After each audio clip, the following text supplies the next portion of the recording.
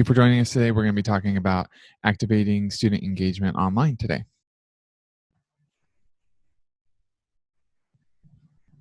All right, and I just wanted to go over some housekeeping for the webinar. I know all of us have found the chat because we've been introducing ourselves, but if you have a question that comes up, the best place to put it would be the Q&A spot. So you'll see a question and answer section, and at 10:30 or around that time, Marshall and I will be able to go through all of your questions. So if you have any type of questions, it'd be great if you could put them in that Q&A section.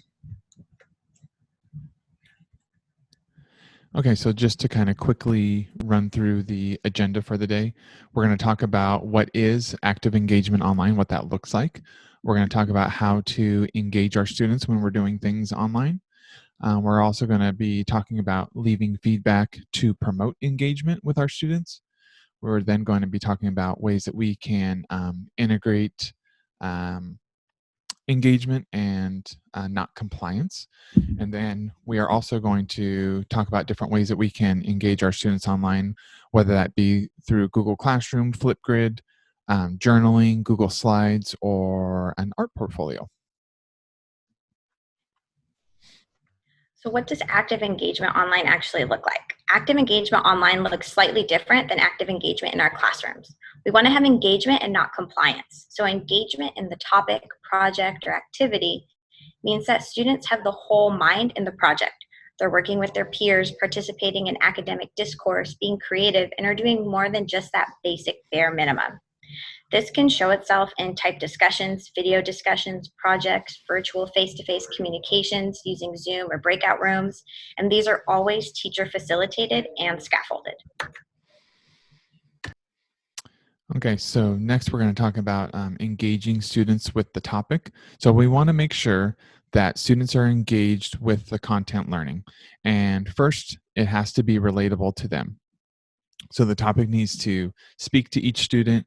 It needs to speak to their why and how questions. So why is this important? How does this relate to me? Those types of things. It's a constant self-reflection that our students do daily.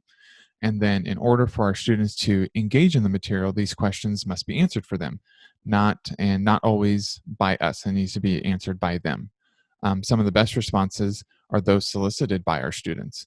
So the answers to why does this matter to me and why is this important to me has to be personal, it has to be purposeful. Otherwise, engagement doesn't occur, which means learning doesn't occur. So we want to make sure that when we are engaging our students with the topic online, whether it's online or offline, we want to make sure that it's relatable. We want to make sure that it's rigorous, that it's thoughtful and purposeful. Like we said, we want to make sure that each student's why question, why is it important? How does it relate to me? And make sure that those topics are kind of covered and they're able to answer those questions. And if they're able to answer those questions, we're able to engage them, which then in turn means that the possibility of learning dramatically increases. And then feedback. I can't talk about feedback enough. Feedback is one of the most important pieces within education. By providing timely feedback to our students and requiring that they respond or at least address the feedback, we teachers can help facilitate the higher order thinking and create a more connected and aware student just by asking the right questions.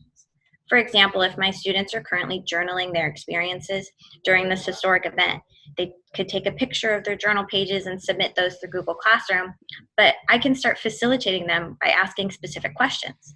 Like, how has the nation's schools closing down illustrated how dependent on technology our society has become? Or how do you think our society will differ in a few months because of increased use in social media? Why are these economic changes and challenges important to running our economy? You could also try to involve students within the discussion.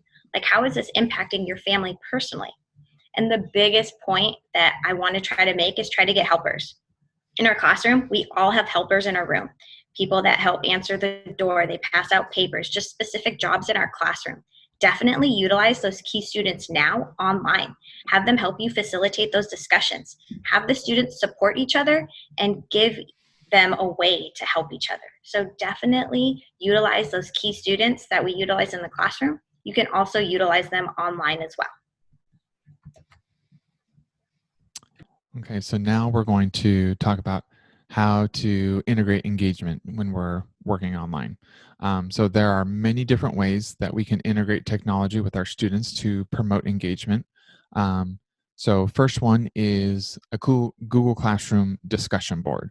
So this is one of the ways that we can integrate engagement with our students. So before we get too much into this, remember, don't try to take on too much at one time. Okay, take it slow. If there's something that you're already doing, continue doing it. If there's something on maybe this list or just in general that you're like, like I kind of wanted to try that before, now might be a good time to kind of test the waters and see how that engagement works. So one thing could be Google Classroom discussion boards.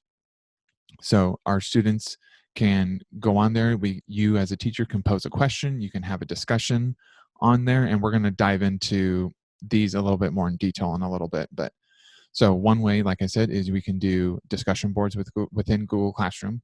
Flipgrid for video sharing and responding. This is a great way to have engagement and discussion. Um, I know before the shutdown, Satara and I went into a sixth grade class and they were reviewing math concepts. And originally the teacher was going to have them kind of like write it down in a journal, and they were going to do these presentations. And then Satara and I came in and we introduced Flipgrid to them, and the teacher said that she had never seen her kids more engaged. They were coming up with all these different ways to show their learning. Some of the students that were leading the groups were students that would have never responded or never volunteered to do anything. So just introducing that video element just immediately clicked on that engagement for them. Um, and then they get a kick out of seeing your videos. They get a kick out of seeing each other's videos, those types of things. And then they're able to respond to each other as well. So another thing that you could do is you could use Zoom. So like we're doing right now, you can use this for video conferencing. You can have discussions. Um, we're also going to talk about journaling or book creating, especially during this time. It's I can see them wanting to kind of document what's going on right now, their feelings, um, just different events that are going on, how it's affecting them, how it's affecting their family, like we talked about. And then another way that we can engage them is creating a digital art portfolio, which we'll get into in a little bit. All right, so how to have online discussions. When having an online discussion, we first have to be aware that these discussions look very, very different than in our classrooms. We won't be able to have everyone talk or finish the discussion within 45 minutes or even 10 minutes. These discussions will last over many days, and they can even last over a whole week, and they should take this long.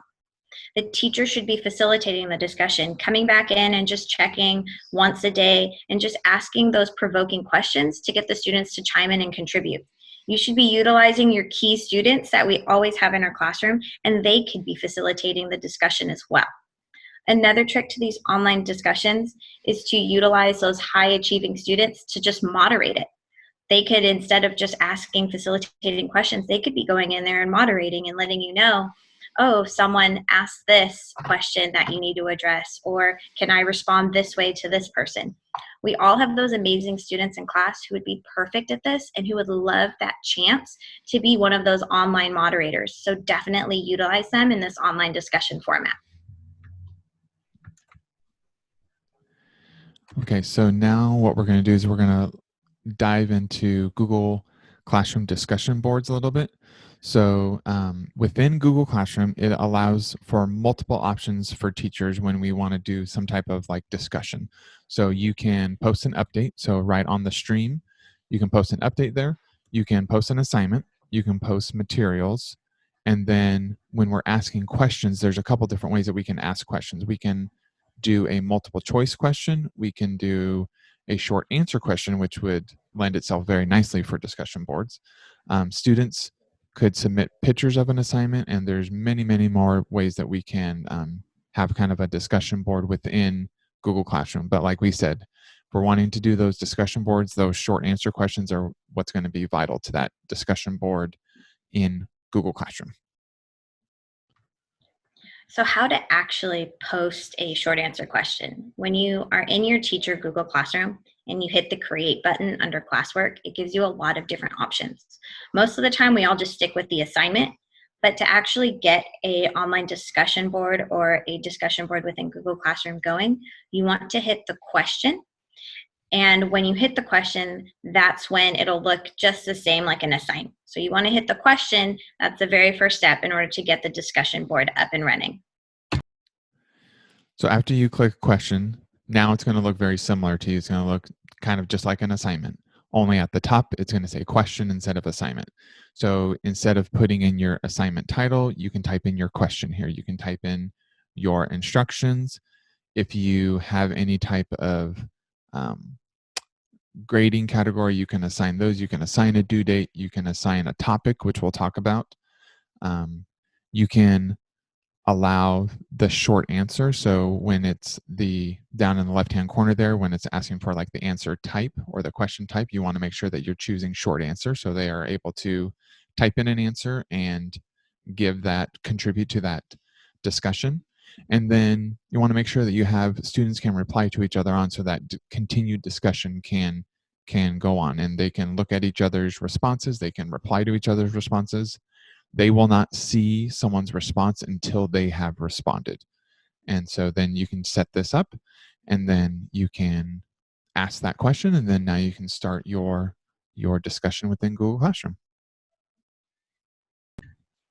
So there's 3 ways that students can respond, and we're going to show you what it looks like from the student side in the next slide. But it's very important for the teacher to understand how Google has confused the student. So when you apply a short answer question, the student will see 3 different spots. They'll see class comment, private comment, and a Turnitin comment. You're going to want them to respond where it says turn it in, and we have a picture of what it looks like from the student side.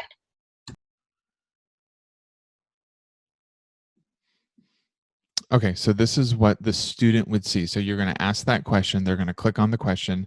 Here are the 3 places that they could answer. So they could add their class comment. It allows students to see their response right away. It's best for students who have questions which their classmates can answer. Then there is the turn it in, where at the top there where it says your answer, that's where they would type in their answer and then turn it in. And then the bottom part there where it says private comment, that's where they would submit the answer to a question. That's going to go directly to you. Questions that they don't want anyone to see, or anything like a question about an assignment or something. If they want that to go straight to you, they would go into the private comment section. But if you're wanting to do a discussion board, you're going to want them to type in their answer in the turn it in section.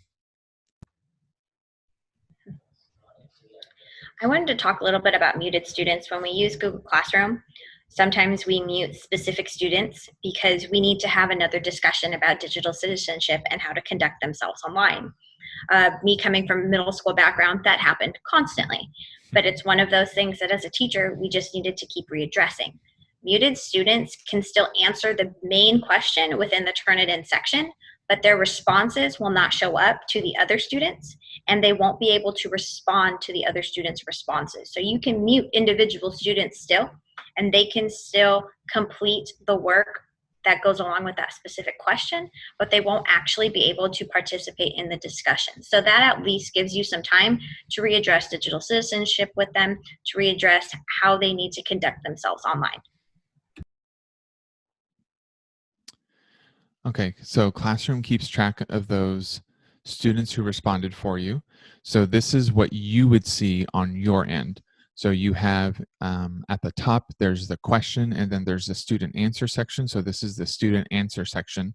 So at the top there, I can see that 3 of my students have turned it in. So that means 3 of my students have answered the question. 2 of them it's assigned to them, but they haven't answered it yet. And then here I can go through and I can see their answers. I can see their initial answer there. And then I can quickly kind of keep track of who has answered my question, who hasn't.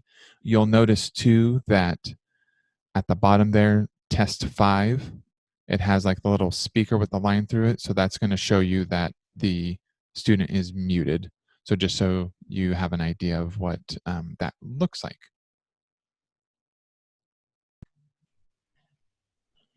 All right, now we're going to switch gears a little bit. So that was how to hold the discussion board on Google Classroom, allowing students to respond to a question and then responding to each other. Now we're going to look at Flipgrid. So Flipgrid is just video recording. The teacher can either type a question or the teacher can record a video that has the question or the topic or whatever they want their students to make a video about. The teacher can also post a link to a YouTube video. You can upload an article. You can upload a PDF of a book. You can upload anything you want that your students will be able to respond to. And your students respond by creating a video of themselves and just talking. So it's like Satara was saying, they respond with a video, and you have some controls over how long those video responses would be. So you have anywhere from like 15 seconds to 5 minutes, which we are going to dive into Flipgrid a little later on this week, but we just wanted to kind of touch on it in this episode just because it lends itself nicely to engaging students online. So they think it's fun. It only takes a few minutes. They can upload photos, they can do videos, they can trim their video so they can kind of edit a little bit. They can add emojis, they can add text to their video, and it's a cool way for them to kind of engage in the topic that's being discussed. So how do you Flipgrid? There are a ridiculous amount of examples of how teachers have actually used Flipgrid. And so some things that you can do within high school is you could do like reading a lot of books, and each student can read a different book and they kind of report on it, and they kind of call it book speed dating. So you're watching all the videos of all these different books. You can prove formulas. So you can have students write out a formula and prove, well, why does this work and why does it work a certain way? You can have them talk about abstract reasoning. You can have them peer review. So one of the things in Flipgrid is you can actually allow students to reply to each other. So one student makes a video and another student responds with a video. The teacher can actually respond with a video as well. You can talk about your aha moments or do think alouds, reflections. You can have little show and tells or science fairs. There's a lot of different things you can do with it. And even as an adult, I love using Flipgrid because there's filters and there's a lot of cool little things that kind of replicate social media for students that get their buy-in. And they don't really realize how much they're learning when they're using a format that's so much fun like Flipgrid. Just to kind of elaborate a little bit more on this, so it's fun for the students. Every classroom I've gone in and I've used Flipgrid with, I mean, the kids love it, and then they're working on a lot of skills. They're working on their speaking. When they're watching each other's videos, they're working on their listening skills. You can easily incorporate writing into this. So I've worked with a lot of teachers that kids will write out a script beforehand, and then they'll go in and they'll record their video. So now you're integrating writing. You can integrate peer review of those scripts beforehand. I mean, there's the ways of integrating different skills and content areas is pretty much endless. And then we are going to, like I said, we are going to go into this later on this week. But as a teacher, you do have some controls over the videos that are being posted to your grids. And so you can kind of moderate and you can set different settings up and whatnot. But we're going to dive into those later on this week. But just know that you do have control over the videos that are being posted into your Flipgrid. Okay, so another way that you can have students engage online and creating things is having them create a journal or an ebook. Remember, all these options just provide students a choice. So when you give them more choices, you're automatically getting more engagement from them because they are able to pick the way that they want to show their learning and the way that they're going to kind of exhibit that for you. So when you're giving them choice, their engagement is increasing, and then their buying is increasing as well. So they can record their thoughts in a journal. So it could be a physical journal that they're writing. It can be something in like Adobe Spark, or it could be in something like Google Slides, or they can create a Google site, or they can use Google Docs. There's also Book Creator that they could use. And then I do have a couple templates that are linked up here on this slide, and then we do have some more on the next slide that we'll talk about. But there's a newspaper slide template that they could use to create their own little newspaper. If they wanted to create like a magazine, there's we have a Time magazine template, a National Geographic template, or a People's magazine template. So there's a myriad of ways that they can journal, but it doesn't look like a quote unquote typical journal, but they have choice. I mean, you can be asking them to write and look at all the different ways that they can choose how they want to write. So just giving them those choices, giving them those options, is going to increase the buy-in, which in turn is going to increase the engagement, which in turn is going to increase the learning. And then Marshall had mentioned some Google Slide templates. So all of these images are all linked. So in your copy of the slides, you'll be able to click, open up all of these and just go to File, make a copy. We've got, if you're Harry Potter fanatics like I am, there is a newspaper that's just like the Daily Prophet where your students can just change it, but everything just looks like the Daily Prophet from Harry Potter. National Geographic, if they're into comics, there's a template on making DC comics, Time, People, a little ebook example. Also, they could make inspirational posters. You can have your students do memes. Memes are huge right now. They are what keep me going now that we're all at home. You can have your students make memes. Just give them choices, see what they come up with. And all of these on this slide, they're all through Google Slides. So you can even upload these templates to Google Classroom and allow your students to have a copy of them when you assign it in an assignment. Just say, make a copy for each student, and then they have this and they can choose to use it or not. Okay, so we wanted to go into a little bit of how you can change the slide size. So I'm going to go back real quick. So the comic book, the magazine templates, they're all set to 8.5 by 11. So if you wanted to print them out and they could actually have a hard copy of what they created, you could do so. So to do that, you're going to go into Google Slides, you're going to go to File, and then you're going to go down to Page Setup. And then by default, it's set to widescreen 16:9 ratio, but then you want to go down to Custom, and then now you can choose whatever size you want. So if you want to do it 8.5 by 11, you can change it to 8.5 by 11. If you want to change it to more of like an Instagram style where it's more of a square, you can choose a square, like a 5 by 5, 6 by 6, something like that. So you really have endless opportunities and endless options when you are creating things in Google Slides, because you can create the slide size to be whatever size you want. We wanted to talk about bookcreator.com. This is an approved app that you can use that some teachers within our district have been using with their class. And it allows students to create an ebook that looks like a legitimate book that they would get from an Amazon Kindle or the Nook. As a teacher, you would just create the account and then you'd be able to connect to Google Classroom and accept all your students. And those that would like to create a book, they can create a book. They can add text, images, audio, video. It could be interactive. They could create how-to guides. They could create a report. But it allows them just a little more choice in the option of what they're doing. And then being able to utilize different formats to create different options, like they're using Book Creator to create an ebook. Then they can use Google Slides to create an ebook. You're teaching your students how to use all different types of technology, which is something that they'll really need when they go to high school, when they go to college, because they'll be surrounded with so many choices. Adobe Spark works completely different than Google Slides, and Google works completely different than Microsoft. But our students are going to have to be resilient and understand just the basic concepts and not be afraid to click.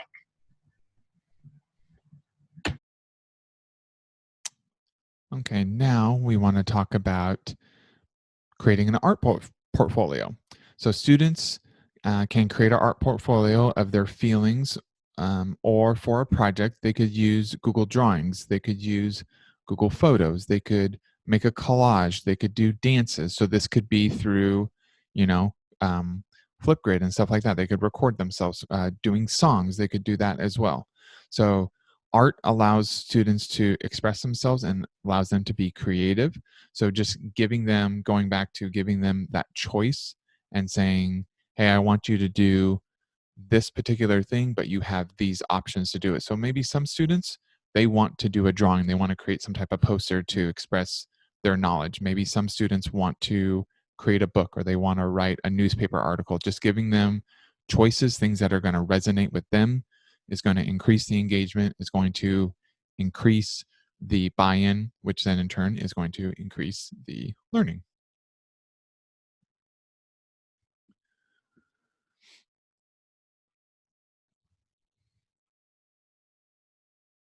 All right, so just some takeaways. We just wanted to make sure that we talked about student choice. There are so many different options that are out there for students to be creative. Give them choice. When you start limiting the options for students, that's where they start pushing back. Give them 4 choices and say, pick which one of these you want to create, but here are all the requirements. You will get so much better work and buy-in from your students just with giving them student choice. Make the assignments purposeful and relatable to them, especially now with everything that they're going through. We don't really know a lot of what's going on at home with their families, with their jobs. So try to make the assignments as purposeful and relatable as you can. And make sure that you're trying to have them answer those why and how questions. Why is this important to me? And how will this affect me? Don't stick with the, well, you need it for high school, or well, you're going to need this for college, because right now that's not going to mean anything to our students. So try to make it as meaningful and purposeful and relatable as possible. Okay, so that's all that we have for you guys today. Our next session is going to be tomorrow at the same time. We are going to be diving into Google Classroom and Screencastify, and we're going to talk about how we can use those in our current situation, distance learning, but then also how we can integrate those in the future when we get back to quote unquote normal times. So also, if you wanted to find out more about Flipgrid, we are going to be taking a diver deep into that on Thursday. That's going to be our topic on Thursday. So if you wanted to find out more about Flipgrid, make sure you check back in on Thursday. So I just wanted to thank you guys for joining us today. And I hope you guys all have a great day, and we will talk to you soon. Yes, thank you. Yes.